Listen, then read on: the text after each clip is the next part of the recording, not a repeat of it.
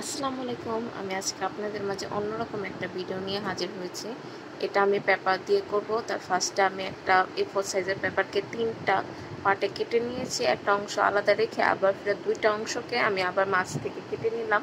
আমি যেভাবে প্রসেসিংটা করতেছি ঠিক এইভাবেই করবেন, তাহলে বুঝে যাবেন। ভিডিওটা পুরো শেষ পর্যন্ত দেখবেন, তাহলে বুঝতে পারবেন আমি কি বানানোর চেষ্টা করছি এবং কি বানিয়েছি। এইভাবে করলে হয় কি, সাইজটা আপনি ঠিকভাবে নিতে পারেন। যদি নিজের মতন করে কাটেন তাহলে দেখা যাবে কি একটা একটু ছোট একটা বড় হতে পারে। তাই এইভাবে বাস করে করে কাটবেন, তাহলে দেখবেন সমান হবে। তো আমি ফার্স্টে একটা বোর্ডের মধ্যে আমি একটা করে 2টা কালার, যেহেতু আমি ব্যবহার করেছি, একটা ইয়েলো কালার আর একটা হলো স্কাই কালার।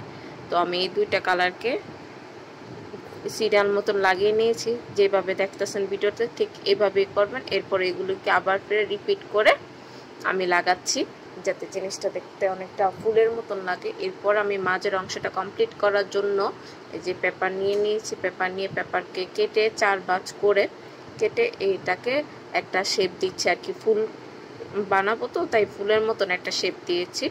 এই যে দেখেন, অনেকটা সাইডটা একটু হবে।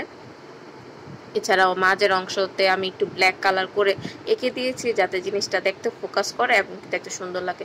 এই আমার ফুলগুলি বানানো শেষ। তো আমি মাঝের অংশটাকে এই ফুলগুলি দিয়ে এটা কভার করে দেব। পুরো ভিডিওটা দেখতে থাকেন, তাহলে বুঝবেন আমি কখন কি করতেছি। এই যে ডান, আমার মাঝের অংশ করা শেষ। এই যে আমার ফাইনাল লুক। আপনারাই বলেন এরকম হয়েছে। এটা যখন আপনারা ওয়ালে আটকাবেন অনেক সুন্দর লাগবে। আমি পিছনে ওয়ালে আটকানোর জন্য পিছনে সুতা দিয়ে তারপর এটাকে আঠা দিয়ে কাগজ দিয়ে লাগিয়ে দিচ্ছি, যাতে আমি খুব ইজিভাবে এটা দেয়ালে টাঙাতে পারি।